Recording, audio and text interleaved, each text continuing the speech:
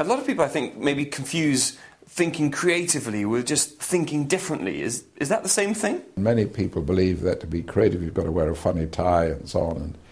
And in the art world that may have value, but generally creativity has to have value. It's like if someone says doors are normally rectangular, I'm going to make a triangular door. Isn't that creative? And it says, but what's the value? Unless there's a value, it is not creativity. In fact, I've invented another word for it. It is crazytivity. Just being different for the sake of being different is crazytivity.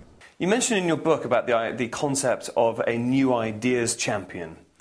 You mentioned it was particularly well used in DuPont. So can you just tell us about what the role of a new ideas champion is and how it can be measured by the organisation?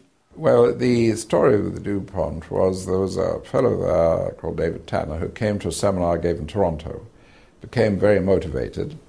He invited me down to speak to DuPont on several occasions, to all the different groups and so on. He essentially became the ideas champion within DuPont, arranged for training, set targets for people. Now he's left DuPont, is working on his own as a consultant.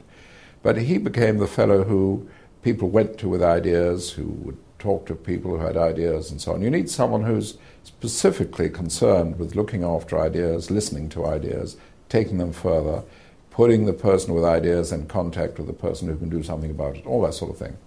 Because otherwise it just doesn't happen. Very often people with ideas don't have the political skills to know who to talk to, how to present the idea, and so on.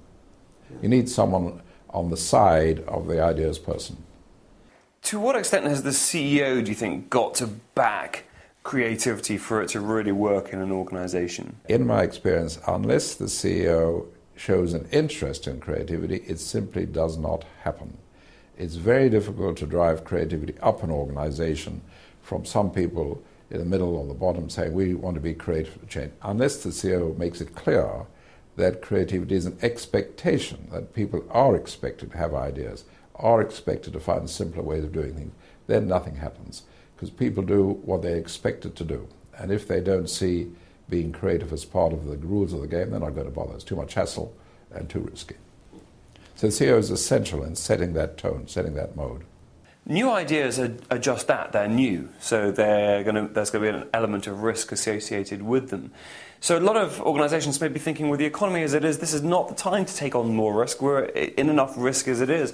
So tell me about the role of creative thinking in an economic downturn that we're in now. You're quite right. People often think of new ideas as being new products, new services, and that's risk, that's investment, you're not sure it's going to work.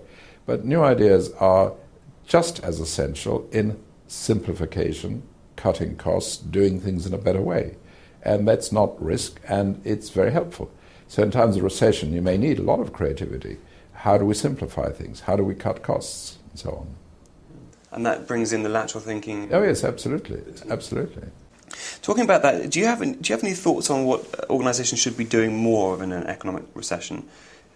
Well, not specifically, but clearly they need to see how to survive in the recession.